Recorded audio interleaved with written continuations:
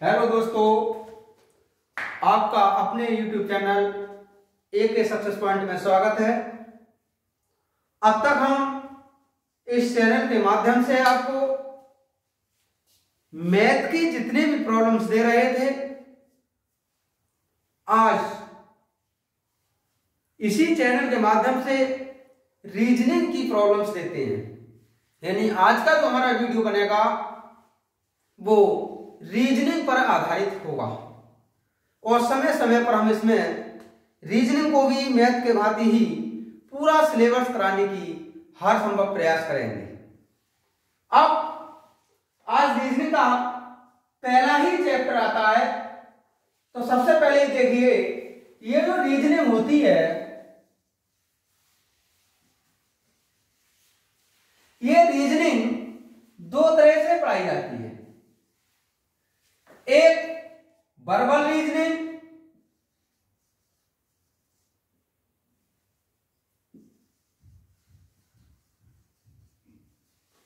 और एक non verbal reasoning.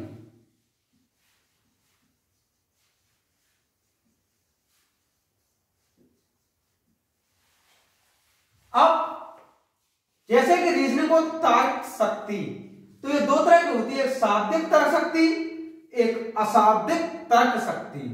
इसमें ये जो वर्बल रीजनिंग है, इसके अंतर्गत एक तो आप पढ़ते हैं लॉजिकल रीजनिंग और एक पढ़ते हैं मैथमेटिकल रीजनिंग।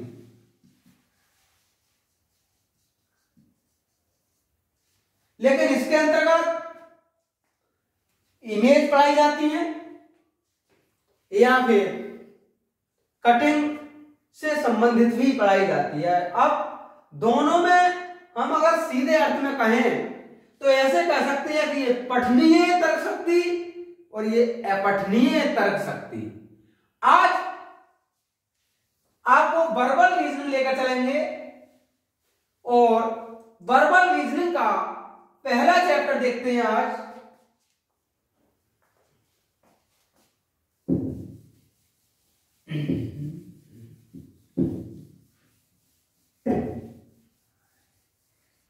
देखिए, इस रीजनिंग के अंतर्गत आज पहला चैप्टर आता है, जैसे इंग्लिश वर्णमाला यानी अंग्रेजी वर्णमाला परीक्षण।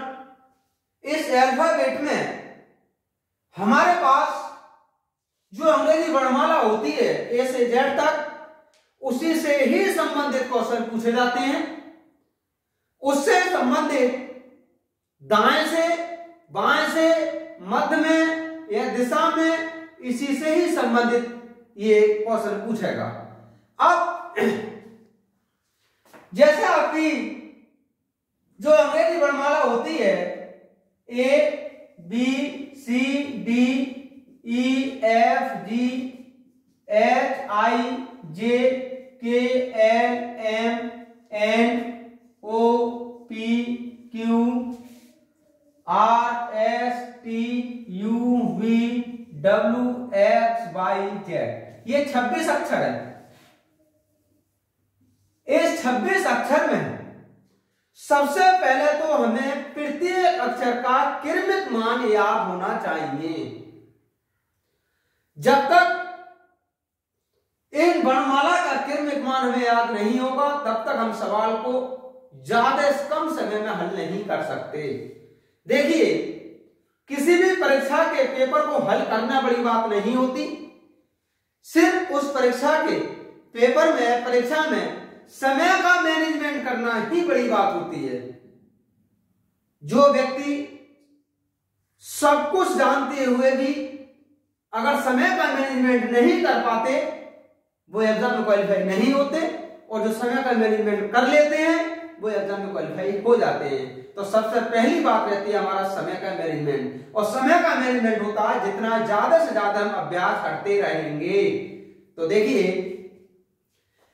इसमें ए का अक्षर क्रमांक 1 पहले नंबर पे लिखा है, बी का 2, सी का 3, डी का 4, ई का 5, एफ का 6, G का 7, H का 8, I का 9, J का 10, K का 11, L का 12, M का 13, N का 14, O का 15, P का 16, Q का 17, R का 18, S का 19, T का 20, U का 21, V का 22, W का 23, X का 24, Y का 25 और Z का 26। इस प्रकार से ये क्रमांक होते हैं। इन क्रमांकों को याद करने का भी एक तरीका बनाया गया है। आप कहेंगे कि इतने क्रमांक कैसे याद रखे जाएं? वैसे तो ये प्रत्येक स्टूडेंट्स के क्रमांक याद होने ही चाहिए, परंतु याद करने का भी एक तरीका होता है कि जैसे कि इजोटी,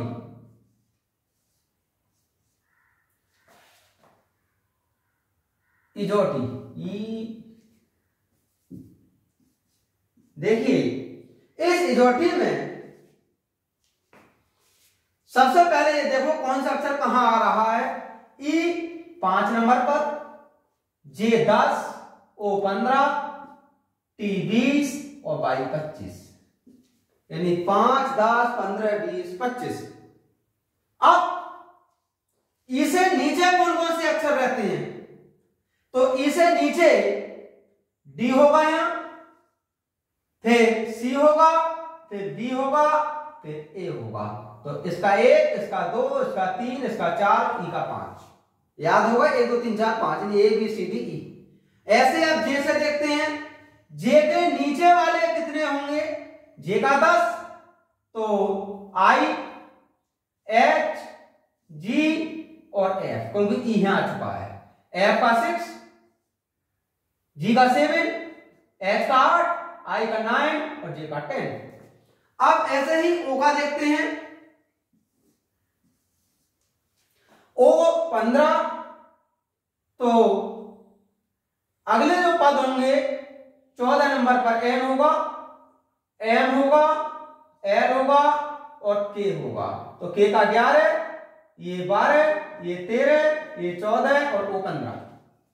ऐसे ही T पर देखते हैं, T का क्रमांक 20, तो T के बाद 19 होगा और 19 क्रमांक होगा S का, फिर R का, फिर Q, फिर P, यानी ये 16, ये 17, ये 18, ये 19 और T 20।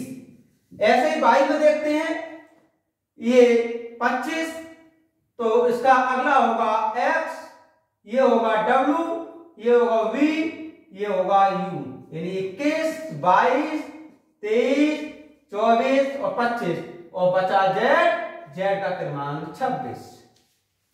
इस प्रकार से हम अंग्रेजी वर्णमाला के क्रम को लर्न कर सकते हैं। और अगर हम कुछ अक्षरों को देखें तो जैसे F होता है, इस F के लिए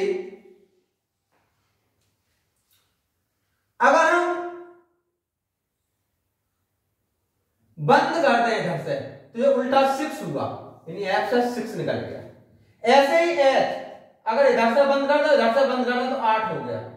हम अगर ऐसे भी देखें तब भी कुछ को याद कर सकते हैं, लेकिन सबसे आसान तरीका होता है अगर हम इजोटी याद रखें तब, क्योंकि इजोटी में सीधा सीधा होता है 5, 10, 15, 20, 25 और सीधे नीचे वाले भी याद हो जाएंगे। दूसरा, इस वर्णमाला से हमसे 4 तरह से क्वेश्चन पूछेगा। एक तो वर्णमाला सीधी लिखी होगी, फिर वो कहेगा कि हम दाएं से चल रहे हैं या बाएं से चल रहे हैं। एक वर्णमाला को उल्टे लिख देगा, फिर पूछेगा वो कि दाएं से चल रहे हैं या बाएं से चल रहे हैं। एक वर्णमाला को 2 भागों में लिख देगा, तब भी हमसे दाएं या बाएं से ही क्रमांक पूछेगा। तो देखिए क्या देखिए हमसे वर्णमाला में एक चीज और याद रखनी है हमेशा कि ये वर्णमाला ए से और एन तक प्रथम अर्धांश कहलाता है। ए से एन तक प्रथम अर्धांश कहलाता है। और ओ से जेड तक द्वितीय अर्धांश कहा जाता है। इसे फर्स्ट अर्धांश बोलते हैं, इसे सेकंड अर्धांश कहा जाता है।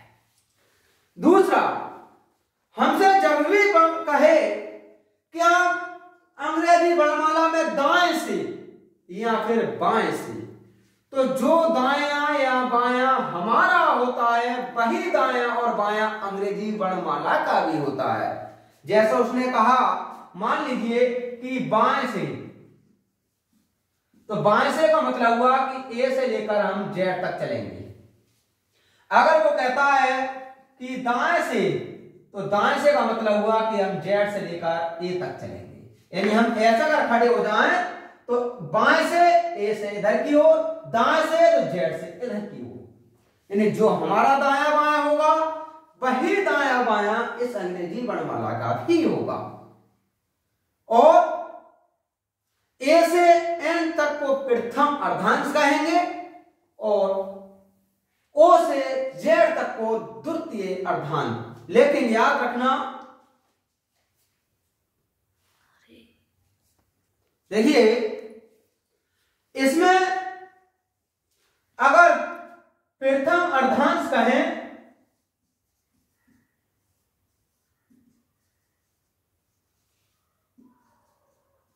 ये ए से लेकर एन तक यानी 13, और द्वितीय अर्धांश कहें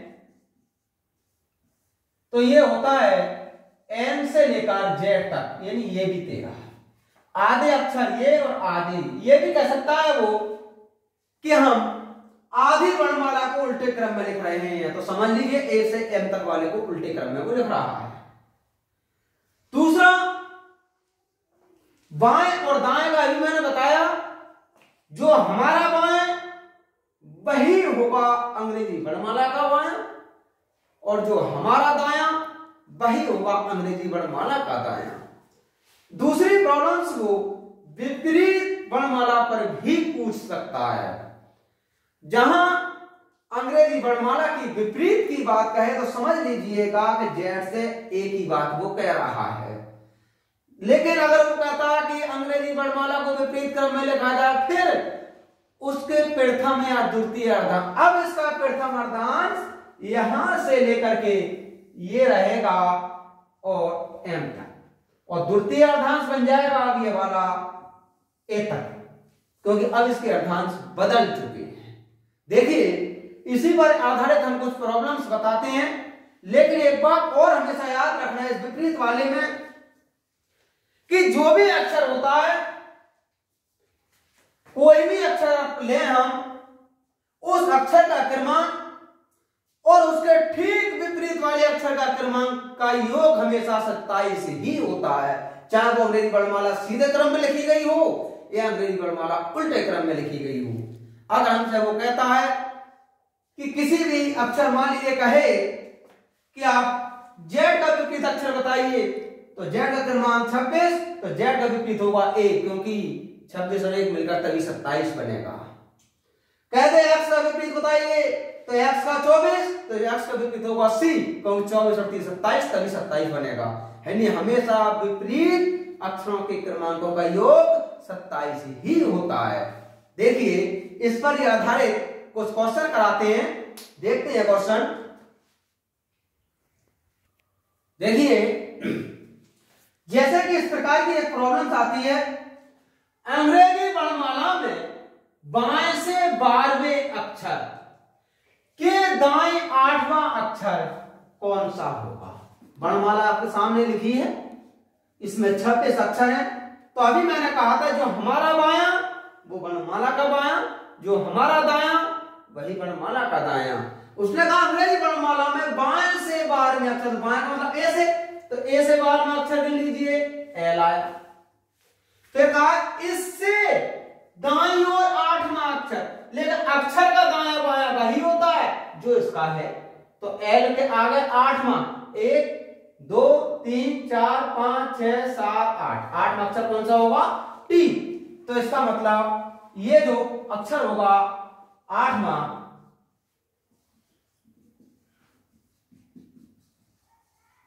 वो होगा टी। लेकिन इसकी एक ट्रिक भी होती है,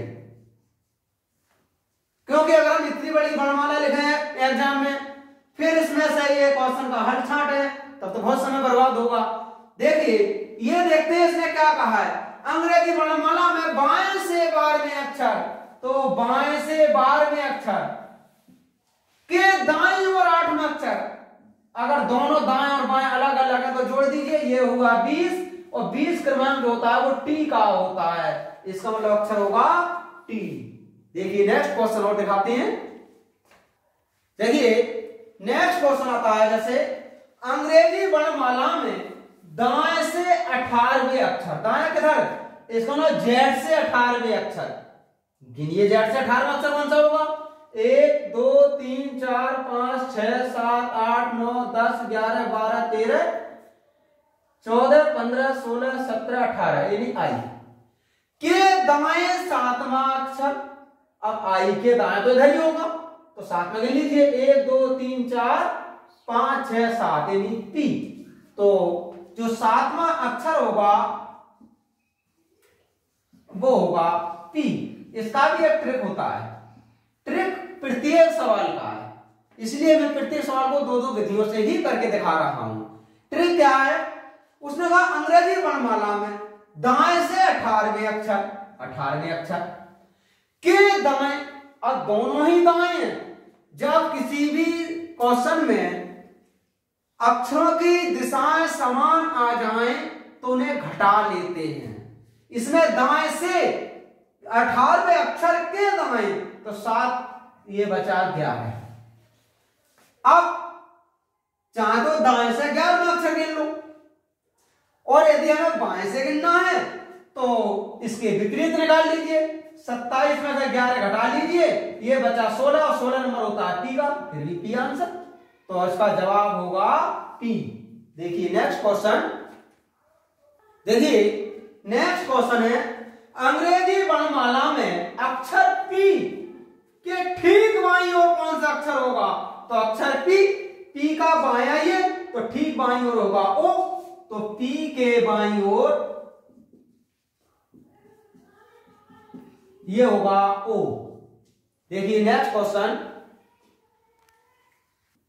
देखिए क्वेश्चन आता है, यदि अंग्रेजी वर्णमाला को विपरीत क्रम में लिखा जाए, हमने विपरीत क्रम में लिख दिया है, यानी जेड से ए की ओर लिखा जाए, तो दाएं से 11वें अक्षर, हमारा दाएं से 11वें अक्षर, दाया इधर, इधर से 11वां, 1 2 3 4 5 6 7 8 9 10 11, 11वें अक्षर के दाएं, अब दाएं इधर चलेंगे तो 1 2 3 4 5 6 7, 7वां अक्षर क्या होगा, डी। तो जो 7वां अक्षर होगा वो होगा डी। इसकी एक ट्रिक भी आती है छोटी सी, जैसे उसने कहा यदि अंग्रेजी वर्णमाला को विपरीत क्रम में लिखा जाए तो दाएं से 11वें अक्षर के दाएं, तो घटा दीजिए, अभी बताया समान दिशा में तो घटाते, ये बचा 4, और 4 नंबर होता है डी का, अर्थात इसका जवाब होगा डी। देखिए नेक्स्ट, देखिए यदि अंग्रेजी वर्णमाला को विपरीत क्रम में लिखा जाए, ये अंग्रेजी वर्णमाला है कोई विपरीत क्रम में लिखी हुई है, तो दाएं से 10वें अक्षर, दाएं से 10वां, 1 2 3 4 5 6 7 8 9 10 के बाएं 10वां अक्षर, फिर 1 2 3 4 5 6 7 8 9 10, यानी टी। तो इसका जो 10वां अक्षर होगा वो होगा टी। इसका अगर हम ट्रिक्स द्वारा करें तो देखिए उसने कहा है कि दाएं से 10वें अक्षर के बाएं 10वां अक्षर 20, और 20 मान होता है टी का, अर्थात इसका जवाब होगा टी। देखिए ये रीजनिंग की वीडियो थी, हमारी नेक्स्ट वीडियो रीजनिंग की मंडे में ही मिलेगी। इसके बीच के दिनों में हम आपको मैथमेटिक्स ही कराएंगे जिस क्रम में चल रहा था। आप हमारे चैनल के लिए लाइक करें, शेयर करें और सब्सक्राइब कर दें तथा दोस्तों में अधिक से अधिक फैला दें। जय हिंद।